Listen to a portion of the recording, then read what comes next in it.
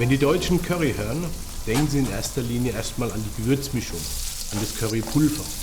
Ja, dabei ist Curry was anderes, das ja in Indien eigentlich ein Gericht ist. Und das Gericht nicht nur aus einer Gewürzmischung besteht, sondern jeder sein eigenes Curry baut. Ich hatte mal Gäste da, die haben ein Fischcurry bestellt und ein Beef Curry und waren dann überrascht, dass das eine gelb und das andere rot war, ja, weil sie dachten, das sei eigentlich das gleiche Curry. Dabei ist jedes Gericht einzeln zu sehen. Was in meine Mischung reingehört, das ist eigentlich ein Geheimnis, aber ich lüfte heute mal das Geheimnis ein bisschen. Die Basis ist eigentlich immer das Gleiche. Man macht Öl warm, man lässt Senfkörner platzen, dann kommen Curryblätter rein, Ingwer, Knoblauch, Chili und dann kommt eigentlich das Geheimnis, die Gewürzmischung und das ist von Gericht zu Gericht unterschiedlich.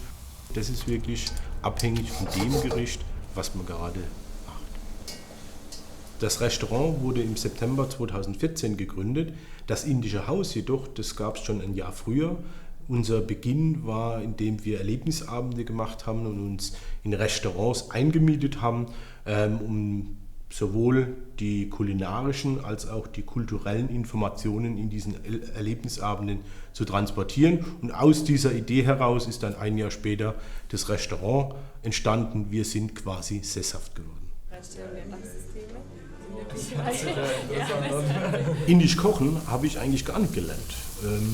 Da bin ich Autodidakt, das habe ich mir alles selber beigebracht. Wobei, ich hatte einen sehr, sehr guten Lehrmeister und sehr gute Erfahrungswerte. Der gute Lehrmeister war meine Mutti, von der habe ich das beigebracht bekommen und habe es dann auf meine eigene Art verfeinert.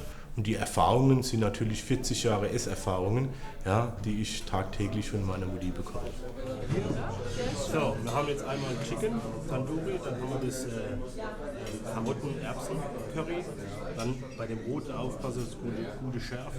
Der Unterschied zwischen der Lebensweise in Deutschland und in Indien ist meines Erachtens im Gefühl. In Indien hat man mehr Gefühl, hat vielleicht auch mit der Umgebung zu tun, durch die Eindrücke, die man im Leben selber sammelt. Man ist eher bescheidener, man ist mit dem zufrieden, was man hat. Und in Deutschland ist es eher so, dass man immer nach dem Streben, nach dem Mehr ist, immer mehr zu erreichen und man vielleicht das Glücklichsein ein bisschen mehr auf der Strecke lässt.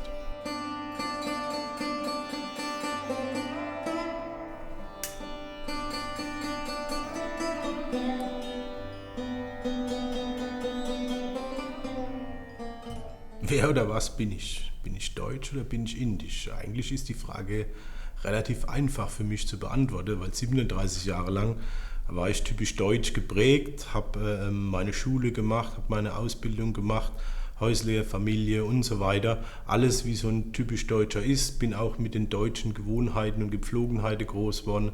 Ob das jetzt Pünktlichkeit, Ehrlichkeit, Geradlinigkeit ist, so typische deutsche Merkmale und habe von Indien eigentlich wenig mitbekommen. Die letzten 4-5 Jahre hat sich das Blatt ein bisschen gewandelt und der Inder kommt immer mehr durch. Also reinrassiger Mischling, würde ich sagen, ja, mit noch starken deutschen Wurzeln, aber immer mehr Tendenzen zum Indischen. Und deswegen schlägt mein Herz heute indisch, der Verstand ist noch deutsch.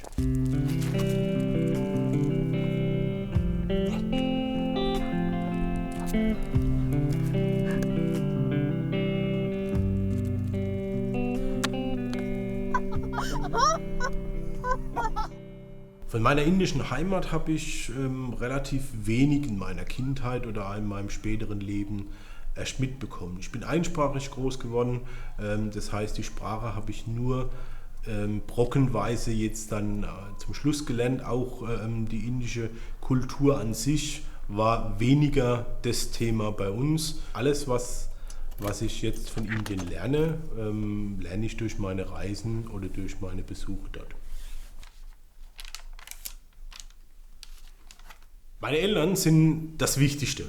Das ist vielleicht genau das, was ich auch aus meinen indischen Wurzeln mitgenommen habe, dass Familie das Oberste ist, was es in Indien gibt. Ohne Familie geht gar nichts. Das war Dr.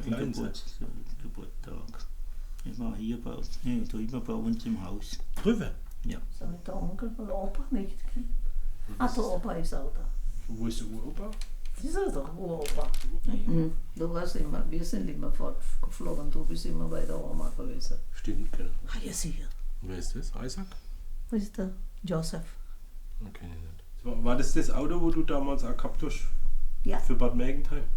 Vom Hören sagen muss es 1972 gewesen sein. Meine Mutter kam frisch aus Indien, hatte eine Stelle als Krankenschwester an der Caritas in Bad Mergentheim und mein Vater war zufälligerweise, vielleicht war es Schicksal, Karma oder wie man es in Indien auch so nennen mag, dabei in Kur, um sich zu erholen und dabei hat er meine Mutti kennengelernt und das Ergebnis sieht man heute hier.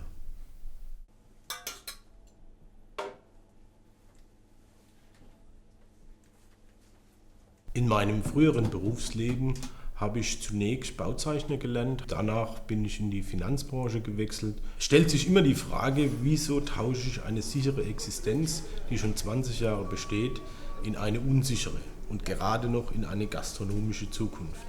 Aber, und das ist vielleicht genau das, was mich auszeichnet, ich bin nicht normal. Ich bin anders, ich grenze mich von der Norm ab. Und deswegen habe ich meine Leidenschaft, mein Hobby zum Beruf gemacht und kann endlich das machen, was ich eigentlich will.